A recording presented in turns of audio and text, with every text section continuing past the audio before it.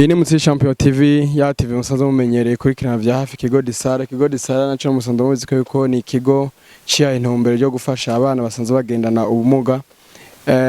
Muno munsi turi mu Kigo Disara aho turako yuko yaba abana yaba n'abasanzwe bakurikirana abana bose bari hamwe. Turako yuko bafise akanyamuneza ko yuko hari ikintu baba bahejeje kwakira canke baronkeje. Niyo mpamvu Mutsi Champion TV yaramutse iza mu Kigo Disara ngo tubashe kuyaga. Turabona ko yuko imbere yacu hariho umwe mu bavyeyi asanzwe seruka abavyeyi niwe tugiye kuyaga. Reka tubanze kwanza twidonda tubwiye amazina yiwe asanzwe atubwiye nico asanzwe ajeje mu Kigo Disara. Turabaye bwakeye mutama wacu. Mwaramutse neza. Neza. Namahoro. Nkuko mwamaze kuvyumva muri kumwe na Mutsi Champion TV. Murabizi ko ni TV amesi kurikirana vya hafi ibikorwa bikorerwa ngaha mu Kigo Disara. Twashaka mubanze mwidondora ariko bararaba ino televiziyo yacu mutubwire mbe mwitwa bande musanze mujejwe iki mu Kigo Disara. Murakoze cyane kwizina nitwa niyo nyungu Wilson nkabandi mukuru wa komite y'abavyeyi dusanzwe turereye muri iki kigo cya Disara.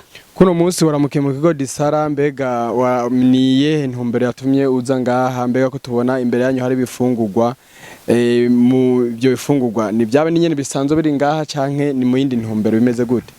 Murakoze cyane uyu munsi twaramutse dufise akanyamuneza kenshi cyane kubera twaramutse turonka imfashanyo yatanzwe n'abagira neza ku bw'aba bana ntabwo ari imfungurwa zaje zisanzwe ziri ngaha nahubwo namahirwe twagize ni imfungurwa zatanzwe n'abasanzwe barumvise akamo kacu kugira ngo zigenerwe abana.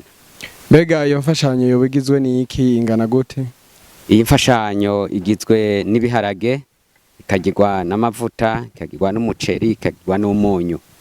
Umuceri ni ungana gute? Uyu muceri twaronse n'ibiro 200 hamwe n'ibiri 100 by'ibiharage tukaba dufise n'ibido y'amavuta hamwe n'umufuko w'umunyu bishobora gufasha abana muri imisi. Ego turavyumvise ko mwereka kuronka ibitari bikeya no kuri nivyo gushima mbega iyo mfashanyo yaje iturutse hehe mbega abo bantu nimwe mwabashikire muza kubabwira babayibahe canke bimeze gute? Murakoze cyane mu bisanzwe iyi mfashanyo yashitse ku ishengero risanzwe ryarumvise akamo katewe n'ubusanzwe ari mwene iki kigo n'akamo twamadutera kugira ngo kumbure ababishoboye nabumva ko bashobora gufasha bashobore gushikanira abana. Ni muri iyo ntumbero rero ubusanzwe ari mwene iki kigo bumvise akamo kiwe noneho bakamushikiriza imfashanyo uyu munsi tukaba tuyakiriye. Majama make rimwe bya bikorwa twama twaje gukora ngaha hama hakagira ababibona bakabona ko yuko by'ukuri hakenewe ubufasha mwa kino kigo. None mumaze kuronka ino mfashanyo eske musabiki canke nirihe jambo mushaka kuvuga kuvyerekeye abandi boba batarumva akama babone ko yuko binakwire ko yuko hari cokogwa musabiki mutera akamo iki? Murakoze cyane mu bisanzwe akamo twama twateye abantu bashobora kuba bariko baradukurikirana no kuvuga ko abo dushobora gutera akamo cyane nk'imfashanyo yashitse ari shengero ryayitanze dutera kamo n'andi mashengero atuzengurutse canke ari karatwitegereza canke n'ayandi abona ibikorwa bikorerwa ngaha ko nayo yofasha ababishoboye uwo ico yoronka cyose arashobora kugishikana kubera ko aba bana barakenera indya nyinshi no kuvuga ko uwo gira icaronka cyose akaza gashikana byoba byiza na cane nibyo Imana iduhamagarira kuko hari ahantu havuga ngo nari nshonje murangaburira. Ni byiza cyane rero nuko abo kumva kakamo nabo bogira ico bakoze kuca umuntu wese yoronka noneho kikabandanya gifasha abana muri iki kigo. Murakoze. Ego kandi twashaka no gutera kamo kubari baba bariko baradukurikirana uwo gira ica yoronka cyose uko co bakingana cyose ko yogishikana kuko murabona abana barakenera ibintu byinshi ntago turinda ngo nufise ibi canke biriya uwo wese afise umutima wo gufasha arashobora gushika muri iki kiga kadufasha agafasha abana na cane mu gihe mubona bagendana ububunga noneho abo baba turaba bose nico duhamagarirwa ku bantu bose bo twitegereza bakagira ikigongwe cyo gufasha abana bafise umutima wo gufasha ko boza bakadufasha kuco boronka kandi byo bari byiza cyane. Reka tugushimire gose mukuru usanzwe urongoye inama nkuru y'abavyeyi. Wewe duhejeje kuyaga, reka tuyage n'umwe nawe asanzwe ajeje stock yo ngaha mu kigo Disara, atubwire akanyunga bibonamwo, atubwire mbega ni keke nabona cungutse mwa kino kigo kw'imfashanyo ego ishitse mwa kino kigo. Muduhere mikro. Turakora mu kije gose bwana Mutama sanzwe jeje stock mu kigo Disara. Ego turabana kuje namwe. Ku mazina yanyu musanzwe mwitwa gute? Mazina nitwa Kwizera Jules. Nkabansanzwe ari jewe njejwe gusohora imfungwa z'aba bana.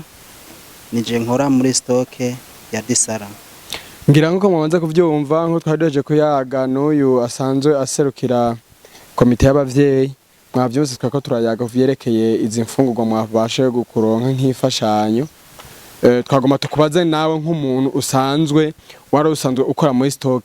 Mbega ibi bifungurwa uravye ingene bingana, ubona nakaye karusho ubona kagiye kuba ngaha mu kigo Disara. Wewe akajambo nyene wobivuga nico ushaka kubivuga nk'umuntu usanzwe uzi dépense isanzwe iri mwa kino kigo kuvyerekeye gufungura. Akajambo novuga cyambere na mbere mbanje gushima kuri akaganuke imfashanyo baturonkeje muri kigo ca Disara.